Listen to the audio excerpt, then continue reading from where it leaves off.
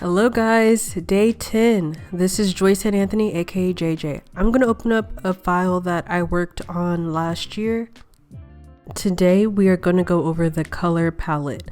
I am going to switch my brush to a textured brush, and I went over how to do that step by step in day 7. Something very subtle just happened. When I clicked the textured brush, my paint mode went from material mode to vertex color. Let me open a new scene and show you what I mean. Okay, here's my brand new scene, and right now I have the default ink pen selected. Let me go to the materials tab. Right now I'm in the material paint mode, paint using the active material base color.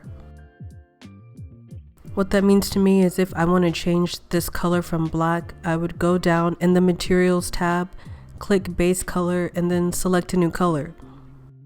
And if I wanted a new color, like a new stroke color, a new fill color, I would click the plus on the materials tab. Off screen, I added the textured brushes, and now let me select one. I'll select that one. So now if you look at the top, it's changed. Mode, vertex color, pre-selected mode when using this brush. I'm gonna go back to the material tab. So once I start drawing, it's going to create a brand new layer.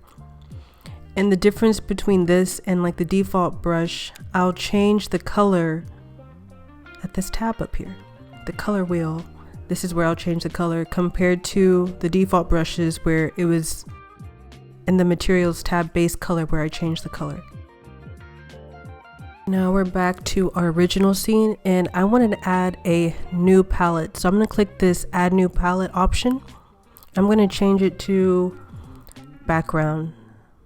I want this new palette to have all of my background colors that I'm going to use. Once I click the eyedropper and that's the color that I want, I'm going to select the plus button. And as I'm repeating this process, in my personal opinion, I think the 8 default brushes are really good for inking, and the textured brushes are, for me personally, I use that more for coloring the characters, shading, lighting, and the background.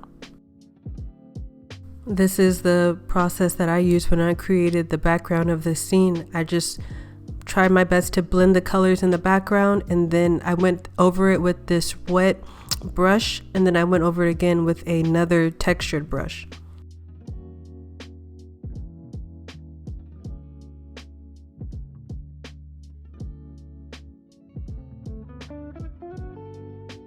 Looking at more of the settings, you have mode. I keep it on stroke, mix factor, I keep it at 1, and then you can click the plus, it adds a new color to the palette. The minus deletes a color palette, and you can move it up and down the list.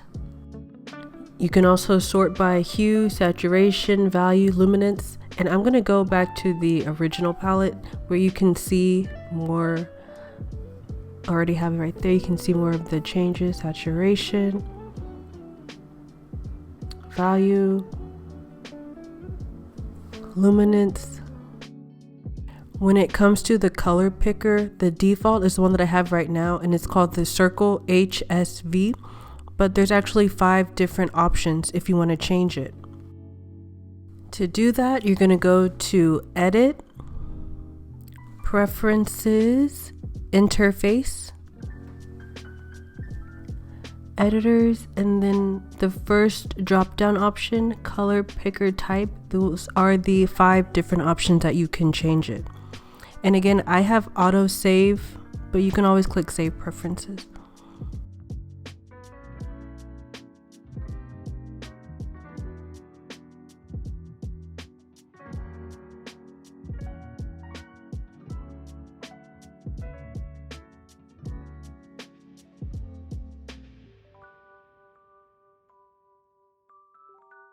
Those are 3 of the settings, but I'm going to go back to the default.